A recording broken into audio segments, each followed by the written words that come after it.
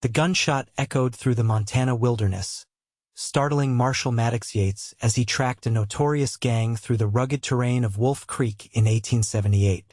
The sound came from the east, away from his quarry's trail. Instinct told him to ignore it. His duty was clear, but something in that distant report pulled at him like an invisible rope. Cursing under his breath, he turned his stallion toward the sound. The cabin appeared abandoned at first glance, a weathered structure nearly swallowed by tall pines and early summer wildflowers. Maddox approached cautiously, Winchester rifle at the ready. No smoke rose from the chimney despite the mountain chill. No horse stood tethered outside.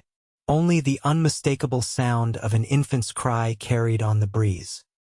He secured his horse and approached with measured steps, years of lawman's caution guiding his movements. The door hung partially open, creaking softly in the wind. The crying grew louder. "Hello!" Maddox called, pushing the door wider with his rifle barrel. "Anyone here?" The cabin's interior revealed signs of hasty departure, a half-eaten meal on the table, a chair overturned. In the corner, a crude cradle fashioned from a wooden crate rocked slightly with the movements of its occupant. Maddox holstered his weapon and moved toward the sound. Inside the makeshift cradle lay a red-faced infant, no more than a few months old, swaddled in a patchwork blanket. "Well now," he murmured, removing his hat. "Where's your mama, little one?" The baby's cries subsided momentarily as curious blue eyes fixed on the stranger's face. Maddox glanced around again, noting a woman's shawl draped over a chair, a pair of small boots by the door.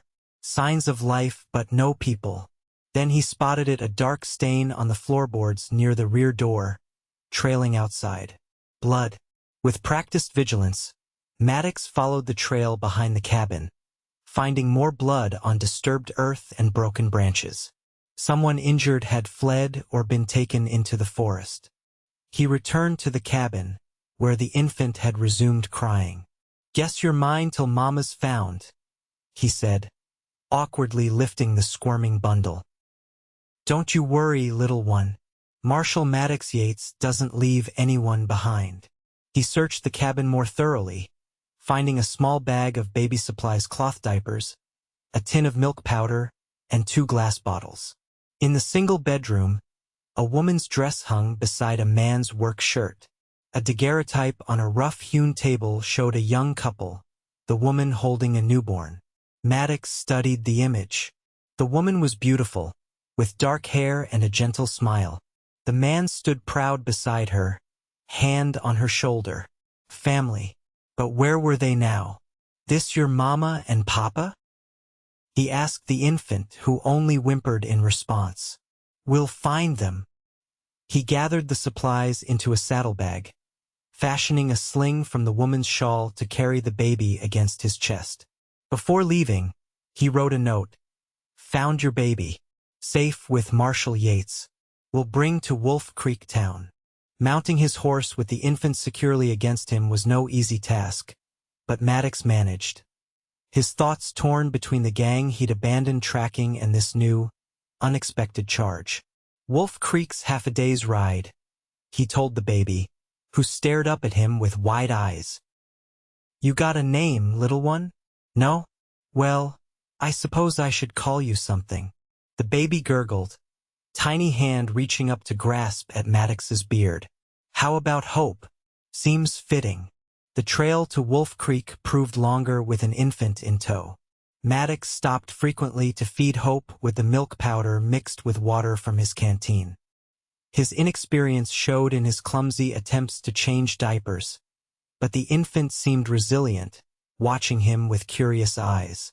"Never thought I'd be doing this," he confessed to the baby as they rode. "Been chasing outlaws for 15 years. Never stayed anywhere long enough for family." By late afternoon, storm clouds gathered over the mountains. The temperature dropped sharply as thunder rumbled in the distance. Maddox knew they wouldn't reach Wolf Creek before the storm hit.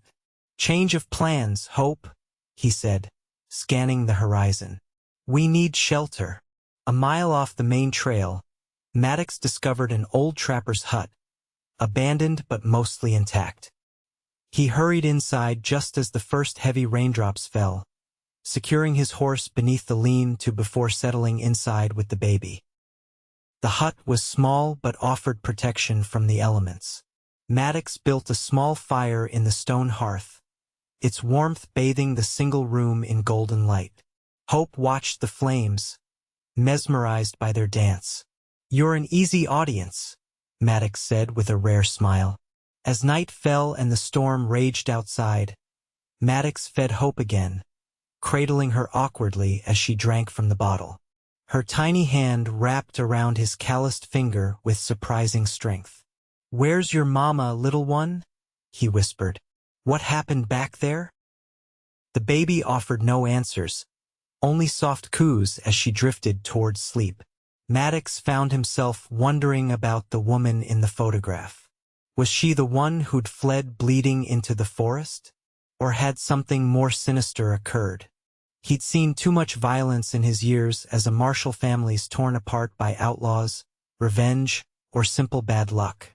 The frontier was unforgiving, especially to women and children.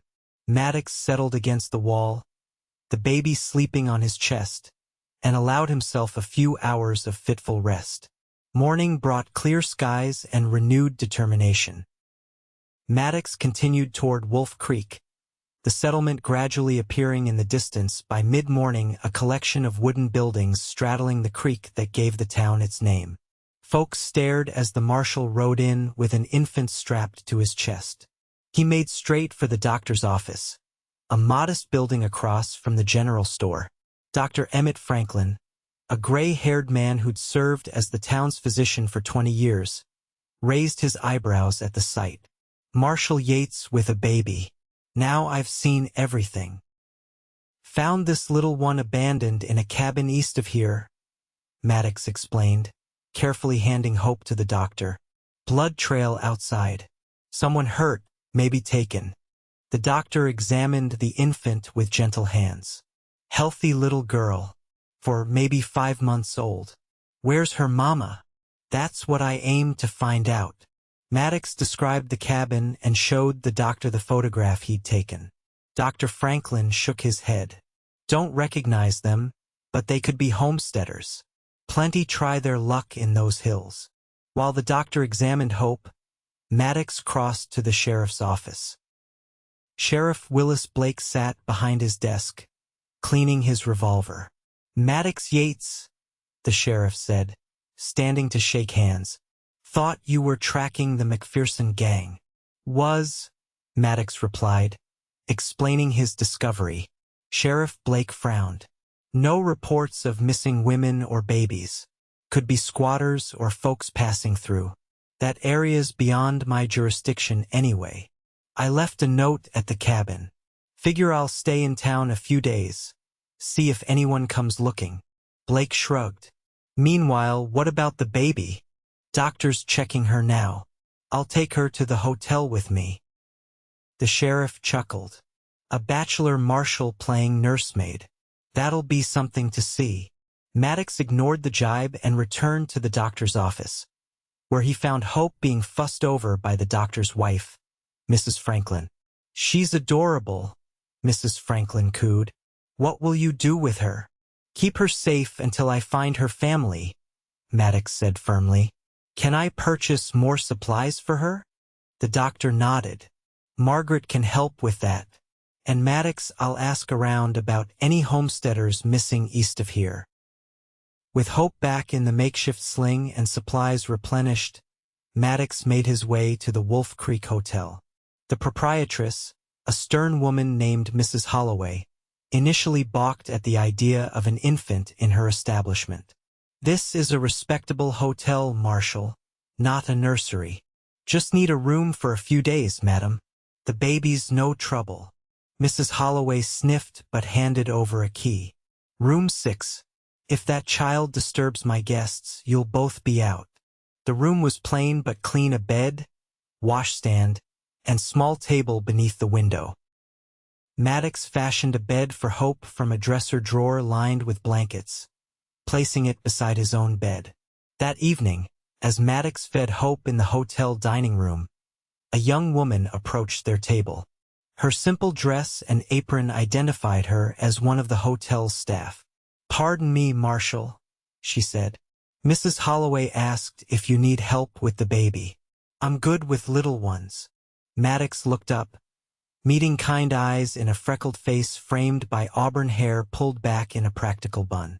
"That's mighty thoughtful, Mississippi." Zara Prescott. "Miss Prescott." "Thank you, but we're managing." As if to contradict him, Hope began fussing, refusing the bottle. Maddox awkwardly tried to adjust her position. "May I?" Zara asked, extending her hands. After a moment's hesitation, Maddox surrendered the baby. Zara took Hope with practiced ease, cradling her in one arm while taking the bottle in her free hand. Almost immediately, Hope settled and began drinking contentedly.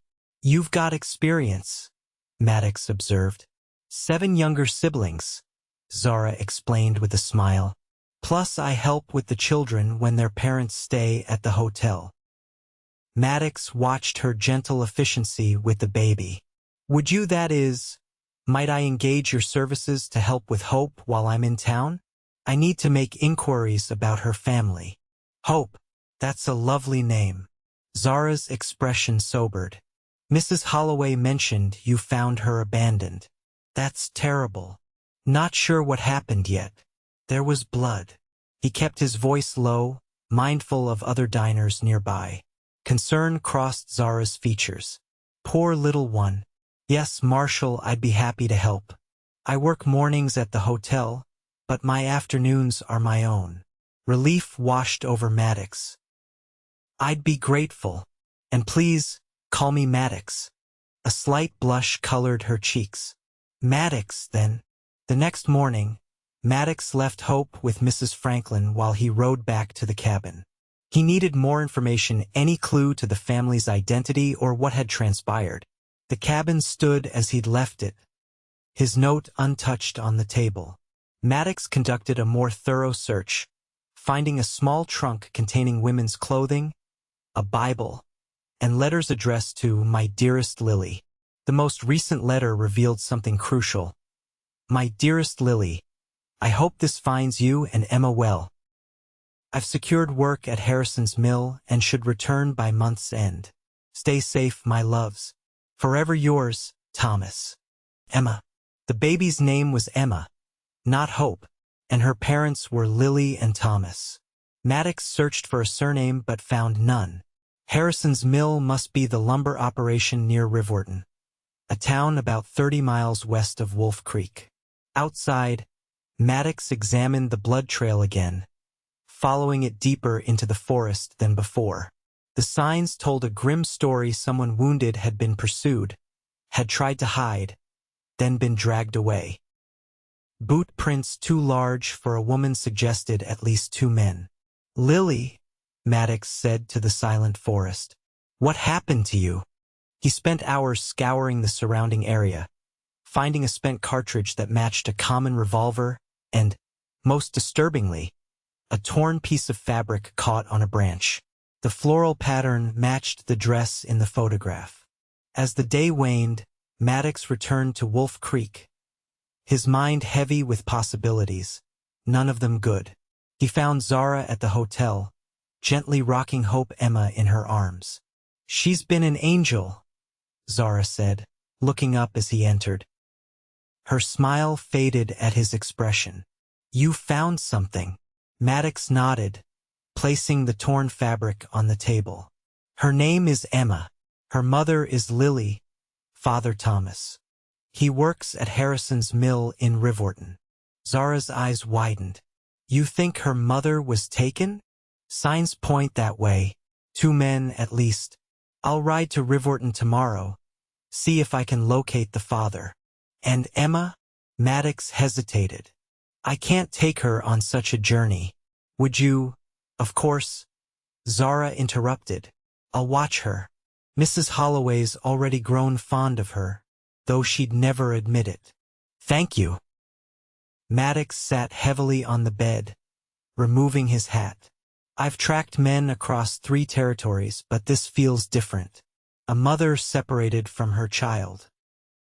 Zara placed a hand on his arm, her touch gentle but steadying. You'll find her.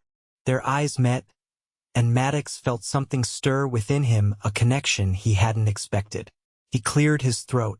I should get some rest. Long ride tomorrow. Zara nodded, rising to leave. I'll come early to take Emma. That night, as Maddox lay awake watching the moonlight play across Emma's sleeping form, he found himself thinking not only of the missing mother, but of Zara's kind eyes and gentle hands. It had been years since a woman had occupied his thoughts this way. Dawn saw Maddox riding west toward Riverton, the memory of Zara cradling Emma against her shoulder as he departed still fresh in his mind. She'd promised to care for the infant as if she were her own, and somehow, he trusted her completely despite their brief acquaintance. Riverton was larger than Wolf Creek, a booming lumber town where the sound of saws never ceased. Harrison's mill dominated the eastern edge, a sprawling operation employing dozens of men. Maddox approached the foreman, a burly man named Peterson, looking for a worker named Thomas. Has a wife Lily and baby daughter Emma. Family might be in trouble. Peterson consulted his ledger. Thomas Wade, good worker, started 3 weeks back. Keeps to himself, sends most of his pay home. I need to speak with him. Urgent. The foreman pointed toward the cutting floor. Over there. Tall fellow, dark hair. Thomas Wade was indeed tall, with strong shoulders and the weathered look of a man who'd worked outdoors all his life.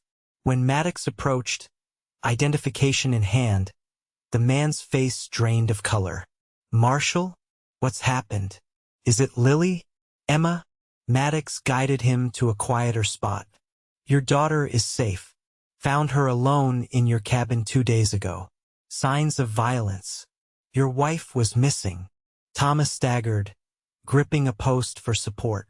No. God, no. I knew I shouldn't have left them. Told Lily to come with me, but she wanted to wait till I was settled. When did you last see them? 2 weeks past. Rode out to check on them 4 days ago. Everything was fine. Lily was making plans to join me here next week. His voice broke. Who would take her? We've nothing of value. Anyone hold a grudge against you or your wife? Thomas shook his head, then paused. There were those men. Stopped by the cabin twice before I left, asking if we'd seen a deserter from the army. Lily said they came back once after I'd gone, acting strange, looking around too much. Describe them. 3 men. Leader had a scar across his chin. Called himself Matthews or Matheson. Had a southern accent. Maddox's blood ran cold. Matheson. Martin Matheson. Thomas shrugged helplessly. Could be. Why? You know him. Former Confederate captain turned outlaw. Leads a small gang. They're known for taking women. Maddox didn't elaborate on what typically happened to those women. I was tracking them when I found your daughter. Understanding dawned in Thomas's eyes, followed by raw fear. They have my Lily. We'll find her, Maddox promised. Pack your things. We ride in an hour. As Thomas rushed to gather his belongings, Maddox sought the local sheriff, sharing what he'd learned and sending telegrams to lawmen in neighboring towns. If Matheson's gang had Lily Wade, they'd likely head for their known hideouts in the Black Hills. By mid-afternoon, Maddox and Thomas were riding east toward Wolf Creek, the younger man's face set in grim determination. Emma truly safe? Thomas asked as they made camp that evening. Yes, with a good woman named Zara Prescott. She has a way with children. Thomas nodded absently, eyes fixed on the flames. Lily and I met in St. Louis. She was a schoolteacher, too good for the likes of me, but she loved me anyway. Said she wanted adventure. His voice cracked. Not this kind of adventure. How'd you end up in that cabin? It was abandoned. Former hunter's place. We fixed it up, made it home. Lily planted flowers. Thomas ran a hand across his face. She's strong, Marshal. Strongest woman I know. If anyone can survive. Maddox nodded, offering what comfort he could. We'll leave at first light. They reached Wolf Creek the following afternoon, heading directly to the hotel. Zara opened the door to Maddox's room, Emma cradled in her arms. The baby gave a delighted squeal at the sight of her father. Emma! Thomas rushed forward, taking his daughter with trembling hands. My sweet girl! Zara stepped back, eyes bright with emotion as she watched the reunion. Maddox found himself watching her instead, struck by the compassion in her expression. She's been wonderful, Zara told Thomas. So good-natured. Like her mother, Thomas whispered, pressing his face to the baby's soft hair. Did you find any sign of Lily? Maddox shook his head. Not yet. But we have a direction now. Matheson's gang was headed northeast last I tracked them. We'll gather supplies and head out tomorrow. I'm coming with you, Thomas said firmly. No. Maddox's tone brooked no argument. You need to stay with your daughter. She's already lost her mother, even temporarily. She needs her father. But Lily, I'll find her, Maddox promised. It's what I do. Zara stepped forward. Thomas, you're welcome to stay in my family's home.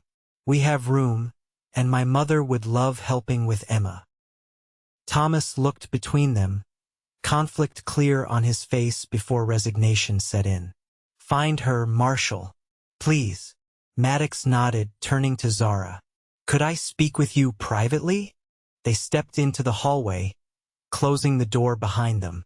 I might be gone for days, Maddox said quietly. If I don't return, don't say that, Zara interrupted, her hand finding his arm.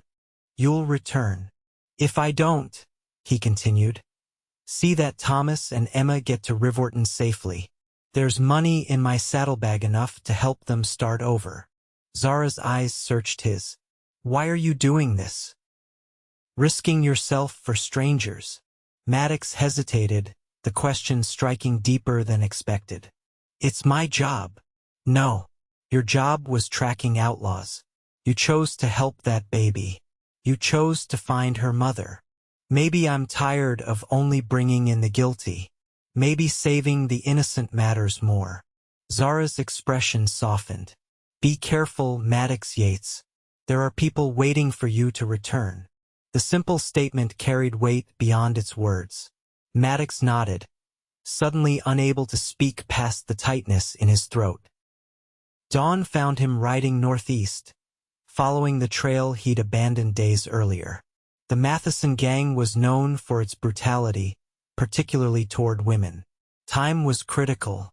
For 3 days, Maddox tracked them through rugged country, finding abandoned campsites and occasional evidence of a woman's presence, a torn piece of fabric, small footprints alongside larger ones. They were moving fast, but not fast enough to shake a determined Marshal. On the 4th day, he spotted smoke rising from a secluded valley. Approaching cautiously, Maddox identified 5 horses and 3 men around a campfire. A 4th figure smaller, wearing a dress, sat apart, hands bound. Lily Wade was alive. Maddox studied the terrain, planning his approach. A frontal assault would put Lily at risk. He needed to separate the outlaws, take them one by one. Fortune favored him when one man left to check the horses, moving away from camp. Maddox circled silently, approaching from behind. The outlaw never heard the blow that rendered him unconscious. 1 down, 2 to go. The second man headed into the trees, likely answering nature's call. Maddox followed, dispatching him with similar efficiency. That left Matheson himself, the most dangerous of the 3, alone with Lily. Maddox circled the camp, positioning himself where the woman could see him while Matheson could not. When Lily's eyes widened at his appearance, Maddox pressed a finger to his lips, then gestured for her to create a distraction. Understanding dawned in her eyes. She began coughing violently, doubling over. "Shut up," Matheson growled, turning toward her. That moment of distraction was all Maddox needed. He emerged from cover, pistol drawn. "Matheson, hands where I can see them." The outlaw froze, then slowly turned. The scar across his chin twisted as he smiled. "Marshal Yates, been expecting you. It's over. You're under arrest." Matheson laughed. "Don't think so." His hand dropped toward his holster. Maddox fired. The outlaw crumpled, clutching his shoulder, his unfired pistol falling to the ground. "Should have killed me," Matheson gasped. "You'll hang proper," Maddox replied, keeping his weapon trained on the wounded man as he moved to Lily's side. "Mrs. Wade, your husband and daughter are waiting." Tears spilled down Lily's face as Maddox cut her bonds. "Emma? She's alive. Safe and sound. Found her in time." Lily sagged against him, sobbing with relief. "Thank God. They said they'd killed her. Said Thomas was dead too." "All lies," Maddox assured her. "They're in Wolf Creek, waiting for you." While Lily composed herself, Maddox secured Matheson and rounded up the other outlaws, binding them for the journey back. The return to Wolf Creek would be slow with prisoners, but they were alive. They had won. 2 days later, they rode into Wolf Creek. Word of their approach spread quickly, and by the time they reached the main street, a small crowd had gathered. Thomas pushed through, Emma in his arms, his face transforming at the sight of his wife. Lily practically fell from the horse into his embrace, the three of them clinging together in a tearful reunion that left few dry eyes among the onlookers. Maddox dismounted stiffly, turning his prisoners over to Sheriff Blake. His eyes searched the crowd until they found what they sought: Zara, standing back from the reunion, her own cheeks wet with tears of joy. As the Wades embraced, Maddox made his way to her side. "You did it," she whispered. "You brought her back." "We did it," he corrected. "You kept Emma safe, gave Thomas hope."